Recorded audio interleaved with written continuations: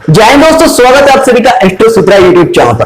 पराशरी और वैदिक की स्टडी करने वाले हमारे बहुत सारे मित्र अक्सर शिकायत करते हैं कि दशांतर दशा से बहुत अच्छे परिणाम नहीं मिल रहे या उन्होंने जो प्रेडिक्शन दिया किसी व्यक्ति की दशांतर दशा को देखकर उसमें वो घटना नहीं हो रही, उसकी क्या रीजन होता है। इसके लिए मैंने लास्ट वीडियो में आपके साथ शेयर किया था कि किस ग्रह की दशा आपके लिए पॉजिटिव रिजल्ट देगी और किस ग्रह की दशा आपके लिए नेगेटिव रिजल्ट देगी, इसको कैसे बहुत ही आसानी से जज किया जा सके। होपफुली आपने वीडियो देखी होगी, नहीं देखी तो उसका लिंक आपको नीचे डिस्क्रिप्शन बॉक्स में मिल जाएगा, आप देख सकते हैं।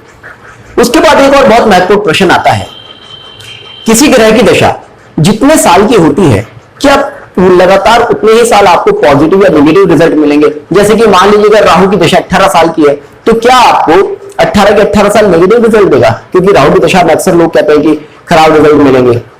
मान लीजिएगा अष्टमेश की दशा चल रही है तो क्या आपको जितने भी साल की उसकी दशा है लगातार उतने साल आपको स्ट्रगल से गुजरना पड़ेगा। या मान लीजिएगा लग्नेश की दशा चल रही है तो जितने साल की लग्नेश की दशा है क्या उतने टाइम आपको पॉजिटिव रिजल्ट्स मिलेंगे। ये बहुत ही कॉम्प्लिकेटेड विषय हो जाता है कि कैसे किसी व्यक्ति की मान लो शुक्र की दशा चली तो 20 साल तक लगातार उसको धन का लाभ होता रहेगा, और जबकि ऐसा होते हुए नहीं देखा गया है।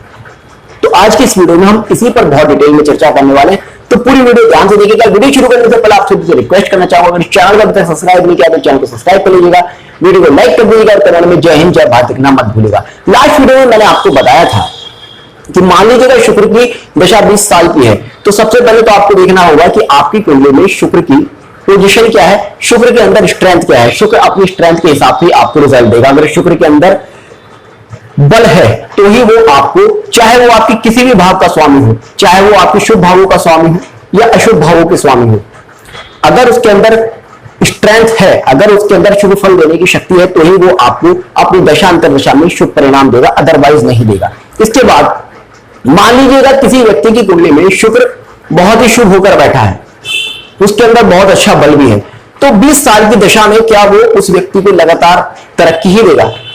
जी नहीं, ऐसा भी पॉसिबल नहीं है। उसके लिए आपको दो सूत्र इस्तेमाल करने होते हैं। सबसे पहला देशकाल परिस्थिति और किसी व्यक्ति की एज वगैरह को, और दूसरा होता है गोचर। किस तरह से मैं आपको बताता हूं। मान लीजिएगा किसी व्यक्ति का जन्म सप्तमेश की दशा में हुआ है और उस व्यक्ति का सप्तमेश बहुत ही स्ट्रांगली प्लेस्ड है, बहुत अच्छे आपको उसमें गुण दिख रहे हैं, तो सप्तमेश की दशा में, पंचमेश की दशा में अक्सर कहा जाता है कि किसी व्यक्ति का विवाह हो जाता है, उसके प्रेम संबंध हो जाते हैं। अब जन्म ही अगर उसका सप्तमेश की दशा में हुआ है तो क्या आप उसको ये प्रेडिक्शन दे सकते हैं कि भाई तेरा जन्म होते ही विवाह हो जाएगा, तेरा जन्म होते ही प्रेम संबंध हो जाएंगे? ऐसा पॉसिबल नहीं है ना। तो सबसे पहले आपको देखना होता है एक एज फैक्टर कि किस एज में आपकी किस ग्रह की दशा चल रही है, उसके हिसाब से आपको परिणाम निकालने होते हैं। अब बात आती है कि ठीक है एज फैक्टर भी है। मान लीजिएगा कोई जातक जब 20 साल का हुआ तब उसकी सप्तमेश की दशा शुरू हुई, और सप्तमेश में मान लो उसका शुक्र है, और यानी कि अगले 20 साल चलेगी, यानी कि अगले 20 साल यानी कि 40 साल की एज तक उसकी चलेगी। अब शुक्र कारक है पत्नी का, आपके सप्तम भाव का स्वामी है तो फिर भी पत्नी का कारक हो गया, आपके सप्तम भाव के कारण व्यापार आदि का कारक हो गया, धन का कारक हो गया। तो लगातार क्या 20 साल अगर शुभ स्थिति में भी है या अशुभ स्थिति में भी है तो क्या 20 साल लगातार सेम परिणाम देगा? बिल्कुल ऐसा नहीं होता। उसके लिए जो पराशरी का यूज करते हैं उनके लिए भी, और जो नाड़ी का यूज करते हैं उनके लिए भी एक बहुत ही महत्वपूर्ण सूत्र है। सबसे पहले आप देखेंगे, अगर दशांतर दशा से ही आपको पूरा प्रेडिक्शन देखना है तो आप अंतरदशा प्रत्यंतर दशा देखेंगे। उसमें जिन ग्रहों का अंतर आता है, प्रत्यंतर आता है, वो शुक्र के साथ किस तरह का रिलेशन बनाते हैं, गोचर में भी और जन्म कुंडली में भी। और जब जब शुक्र गोचर करता है तब उनके साथ किस तरह का भाव रिलेशन बनता है, वो देखने के और वो समझने के बाद ही आप प्रेडिक्शन देंगे। और जो सबसे बेस्ट तरीका है जो मैं अक्सर यूज करता हूं, शुक्र मान लीजिएगा आपका दशानाथ है, यानी कि 20 साल उसकी दशा चल रही है, शुक्र को आप लगन बना लीजिएगा। शुक्र को लगन बनाने के बाद आप बाकी ग्रहों का गोचर लीजिएगा। मान लीजिएगा शुक्र आपका मेष राशि में, अब बाकी ग्रहों का गोचर यानी कि जो मुख्यतः गोचर लिया जाता है वो शनि, गुरु और राहु केतु का लिया जाता है।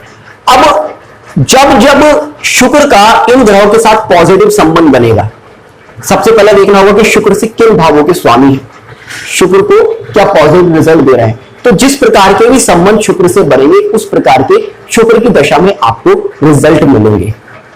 अब इसमें भी आप ये देखिएगा कि आपकी कुंडली में जो नैसर्गिक योग है, यानी कि जो आपका नेटल चार्ट प्रॉमिस कर रहा है, आपका नेटल चार्ट जो प्रॉमिस कर रहा है उस हिसाब से गोचर आपको क्या कर रहा है। सपोज 20 साल की दशा में, 20 साल की एज में आपकी शुक्र की दशा शुरू हुई, उसके बाद आपका नेटल चार्ट प्रॉमिस कर रहा है कि लेट मैरिज की इंडिकेशन, नेटल चार्ट प्रॉमिस कर रहा है कि 30-32 की एज से पहले शादी ही नहीं होगी, तो उसमें भी आपको सबसे पहले वो देखना पड़ेगा। आपको ठीक है सप्तमेश की दशा चल रही है, शुक्र की दशा चल रही है, आप मान के चल सकते हैं कि शुक्र की दशा शादी तो दे जाएगी, मगर 30-32 साल का जो ये पीरियड है या टाइम की जो डेट, इसकी शादी की जो डेट निकालेंगे वो आप निकालेंगे गोचर से। आप देखिएगा कि गुरु का गोचर कब आपके सप्तम भाव पर, कब आपके शुक्र पर आता है, उस टाइम प्रॉमिस के हिसाब से, तो तब वो इवेंट होगा। उसके लिए अगर डेट निकालनी तो आप सूर्य को ले सकते हैं, सूर्य का गोचर अगर आप निकालेंगे तो आप मंथ निकाल पाएंगे उसका, और अगर आप चंद्र का भी गोचर लेते हैं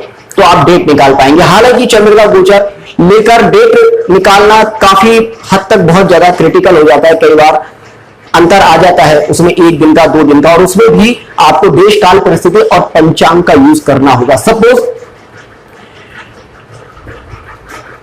किसी की शादी का जो आपने टाइम निकाला वो निकल रहा है जून का, और पंचांग कह रहा है कि जून में शादी के मुहूर्त ही नहीं है, तो ऐसे में आपका प्रेडिक्शन गलत हो जाएगा। तो आपको दोनों ही चीज का यूज करना होता है। तो इसलिए हमेशा मैं कहता हूं कि आप दशांतर दशा को लेने के बाद आप गोचर को और पंचांग को और देश काल परिस्थिति को बहुत ही ज्यादा इंपॉर्टेंस दीजिएगा। अगर आप इंपॉर्टेंस नहीं देते तो आपका दशा अंतर दशा से दिया जाने वाला प्रेडिक्शन बिल्कुल गलत ही होगा। नाड़ी से जो प्रेडिक्शन एक्यूरेट आते हैं उसका सबसे बड़ा रीजन यही है क्योंकि नाड़ी जो इंपॉर्टेंस देता है वो देता है सबसे ज्यादा गोचर को। बर्थ चार्ट से प्रॉमिस देखा, उसके बाद प्रोग्रेशन में आपने प्लैनेट्स का देखा कि कब क्या योग बन रहे हैं।